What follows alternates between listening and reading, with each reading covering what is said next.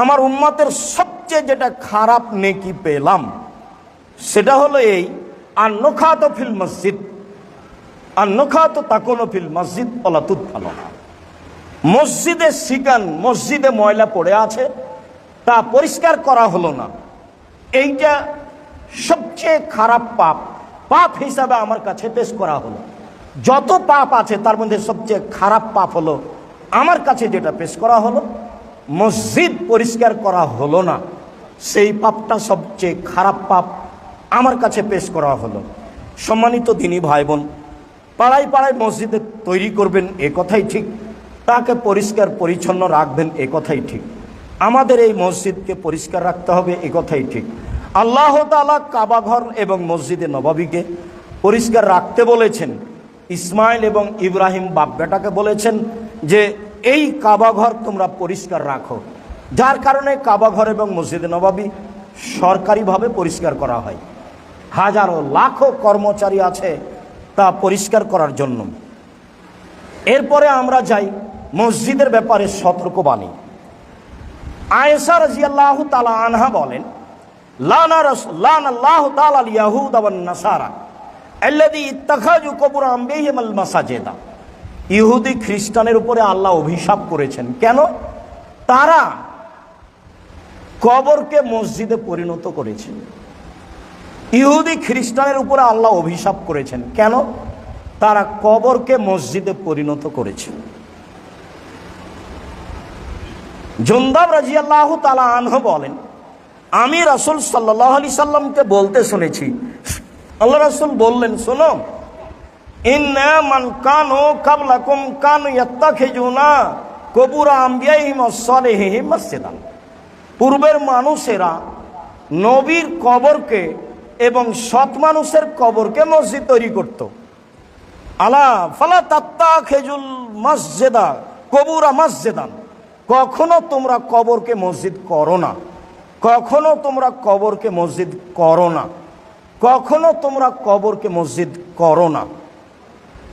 আবু হুরায়রা রাদিয়াল্লাহু তাআলা আনহু বলেন, রাসূল সাল্লাল্লাহু আলাইহি সাল্লাম বলেছেন, লা তাজালু কবরি ওয়াসানান ইউবাদু।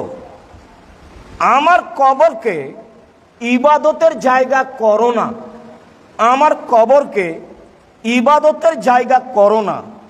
ইস্তাদ্দা গাজাবুল্লাহে আলা কওমিন ইত্তাখাযু কুবুর আনবিহিম মাসাজিদা।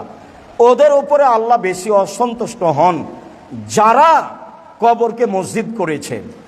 আবু সাঈদ খুদরি রাদিয়াল্লাহু তাআলা আনহু বলেন, রাসূল সাল্লাল্লাহু আলাইহি সাল্লাম বলেছেন, লা তুসাল্লু আলাল কুবুরে। কবরের উপরে সালাত আদায় করো না। আল্লাহ রাসূল বলেছেন, লা তুসাল্লু ইলাল কুবুরে। তোমরা কবরের দিকে মুখ করে সালাত আদায় করো না। অনেক বর্ণনায় রয়েছে, লা তুসাল্লু বাইনাল কুবুরে।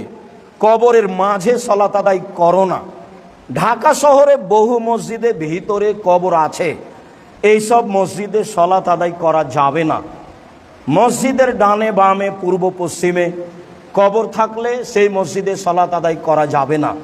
ঢাকা শহরের শত শত মসজিদে সালাত আদায় করা যাবে না মর্মে সারা পৃথিবীর মানুষকে সতর্ক সাবধান থাকা উচিত। কবর সংক্রান্ত মসজিদে সালাত আদায় করা যাবে না। ফজিলতে আমরা আরো কিছু কথা বলি। আবু হুরায়রা রাদিয়াল্লাহু তাআলা আনহু বলেন, রাসূল সাল্লাল্লাহু আলাইহি সাল্লাম বললেন, আলা আদুল্লুকুম মা ইয়ামহুল্লাহু বিল খাতায়া ওয়া বিদারাজাত। আমি কি তোমাদের এমন আমলের কথা বলে দিব না যাতে পাপ মিটে যাবে, মান বেড়ে যাবে?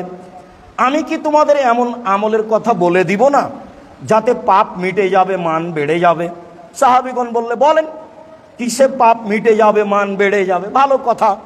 আল্লাহ রাসূল বললেন, ইসবাগুল উযু আলাল মাকারিহি।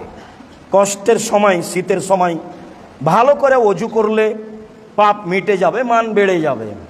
ওয়া কাসরাতুল খুতা ইলাল মসজিদ ইলাল মাসাজিদ। পায়ে হেঁটে মসজিদে গেলে, বেশি বেশি পদক্ষেপে মসজিদে গেলে পাপ মিটে যাবে, মান বেড়ে যাবে। ওয়া ইনতিজারুস সালাত বাদা সালাত।